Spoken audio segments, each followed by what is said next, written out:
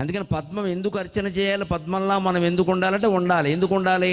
పద్మాన్ని మీరు గమనించండి, చెరువులో నీటి మట్టం పెరిగిన కొద్దీ పద్మం పైకి ఎదుగుతుందండి. తామర పూలు ఉన్న చెరువులో గమనించండి, కోసేసి పట్టుకొచ్చి అమ్మవారికి ఇష్టమైన గుళ్ళో బారేయడం కాదు ఇక్కడ. అసలు ముందు కోసే ముందు ఒకసారి ఆలోచించండి, అక్కడ ఆ పద్మం ఎక్కడ ఉంటుందంటే, ఇప్పుడు నిన్న వరుసగా ఓ 10 రోజులు మీరు చెరువును చూశారనుకోండి, పద్మాన్ని కొయ్యకుండా, నీటి మట్టం ఇలా ఉంటే పద్మం ఇలా ఉంటుంది, నీటి మట్టం పెరిగితే పద్మం పెరుగుతుంది.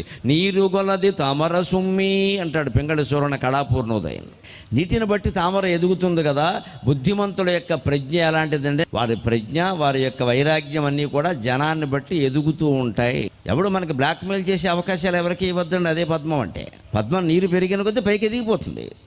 మంచిది, నువ్వు ఎలా ఉంటే నేను అంతకంటే పైన ఉంటా. ఎవరితోనూ శత్రుత్వం ఏం లేదు మనకి, ఇందులో ద్వేషం ఏం లేదు. ఇక్కడ వాళ్ళ అవసరాలన్నీ మనం తీరుస్తాం, దానికేముంది. అందరి బంధువులతోనూ బాగానే ఉంటాం, మనకేం లేదు. కానీ ఇక వాళ్ళ మీద మనం ఆధారపడ్డామనే పరిస్థితి రానివ్వద్దండి అసలు. అందుకని పద్మం ఎందుకు అర్చన చేయాలి, పద్మంలా మనం ఎందుకు ఉండాలంటే ఉండాలి. ఎందుకు ఉండాలి?